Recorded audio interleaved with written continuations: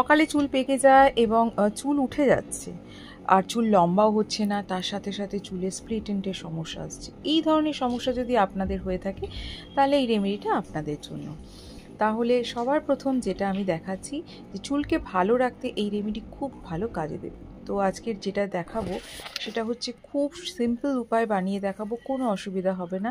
তার জন্য সবার প্রথম দেখুন জবা ফুল। জবা ফুল কিন্তু আমাদের চুলকে গোড়া থেকে কালো রাখতে, শক্ত রাখতে এবং চুল পড়া বন্ধ করতে, সিল্কি সফট রাখতেও জবা ফুলের অবদান আছে।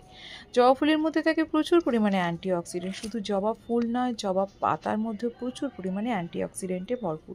চুলকে সুন্দর রাখতে, কালো রাখতে এই পাতারও অবদান নেহাতই কম নয়, ফুলের সাথে সাথে এই পাতা। তো আজকের আমি এই জবা ফুল আর জবা পাতা দিয়ে একটা রেমেডি বানিয়ে দেখাবো, যেটা আপনাদের চুলকে গোড়া থেকে কালো করবে, সুন্দর করবে, চুল ওঠা বন্ধ করতে সাহায্য করবে। তো তার জন্য আমি এখানে জবা ফুল নিয়ে নিচ্ছি, একটু বেশি পরিমাণে নেবেন। এটা চুলের লেন্থ অনুপাতে কম বেশি করতে পারেন, কোনো অসুবিধা নেই। লাল জবা হলে সব থেকে ভালো হয়। আর বেশ কিছুটা পরিমাণ জবা পাতা নেবেন। তো জবা ফুল আর জবা পাতা খুব ভালো করে হাত দিয়ে কচলে কচলে কিছুক্ষণ পর রেখে দেবেন, 10 থেকে 15 মিনিট।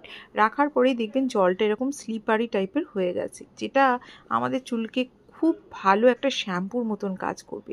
এটা নিজেরা যখন বানাবেন দেখতে পাবেন হাতটা কত কচলাচ্ছে আর কি। হাত পরিষ্কার থাকলে যে কচকচ আওয়াজ হয় না, সেরকম টাইপের হচ্ছে।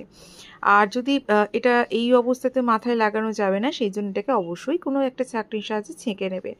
আর এই যে জলটা পেয়ে গেলেন, এটা হচ্ছে খুব ভালো একটা শ্যাম্পু হিসাবেও কাজ করবে। যদি মাথায় তেল না থাকে তাহলে কিন্তু এটা মাথা পরিষ্কার করতে সাহায্য করবে, তবে তেল তোলার ক্ষমতা এই শ্যাম্পুর নেই।